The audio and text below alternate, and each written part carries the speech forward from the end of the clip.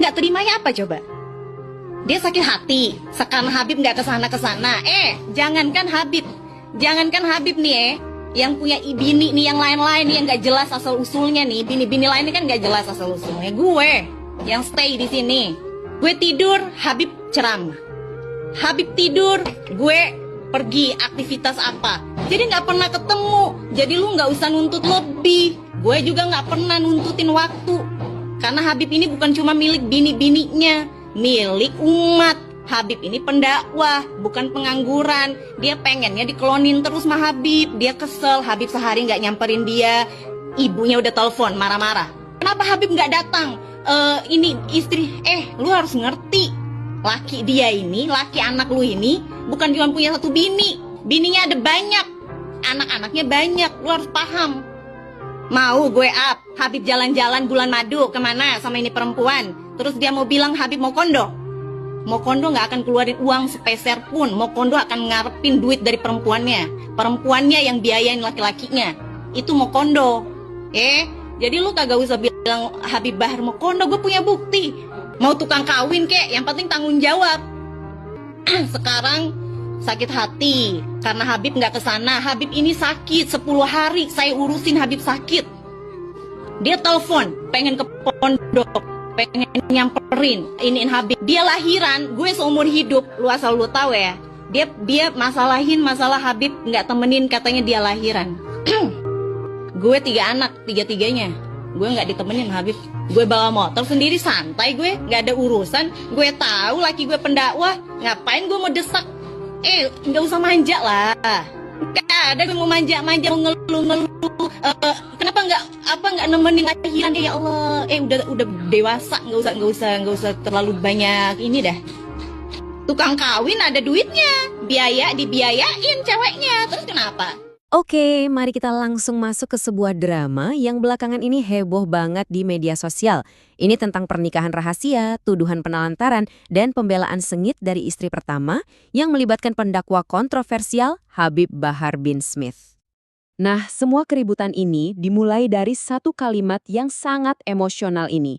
Dari seorang model bernama Helwa Bachmit, dia bilang dia merasa seperti istri simpanan.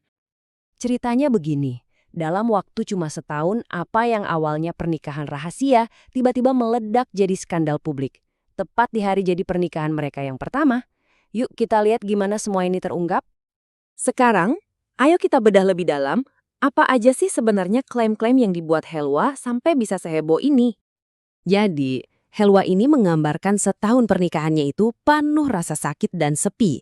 Menurut pengakuannya, pernikahannya itu ditutup-tutupi dan dia merasa cuma dimanfaatkan untuk urusan ranjang. Bahkan, dia menuduh Habib Bahar menelantarkannya pas lagi hamil sampai melahirkan dengan nafkah yang katanya nggak menentu dan nggak cukup. Tapi, tentu saja cerita ini nggak cuma satu sisi.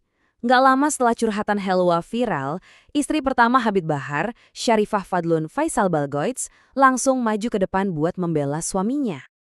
Fadlun langsung menantang klaim utama Helwa, yaitu soal penelantaran finansial. Dia bilang, suaminya itu bertanggung jawab.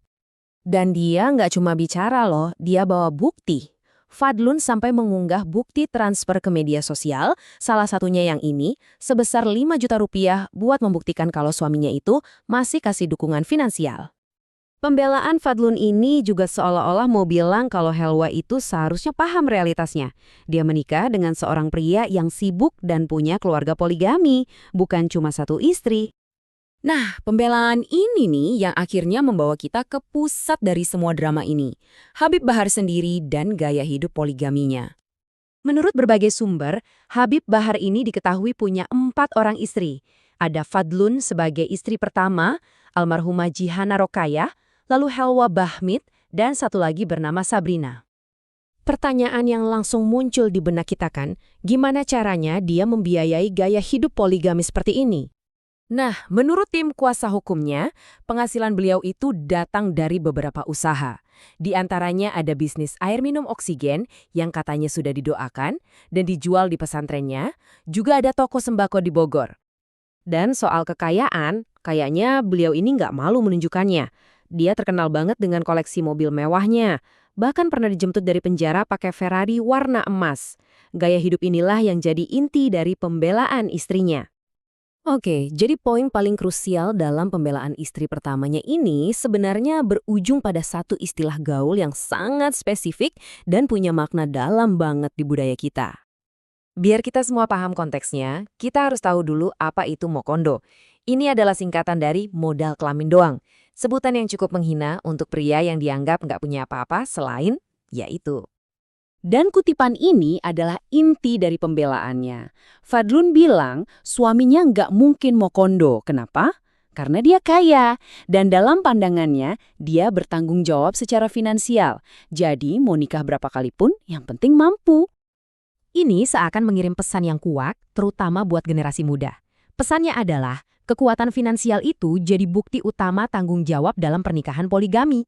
Ini adalah pertanyaan tentang hubungan antara kekayaan dan legitimasi sebuah pernikahan.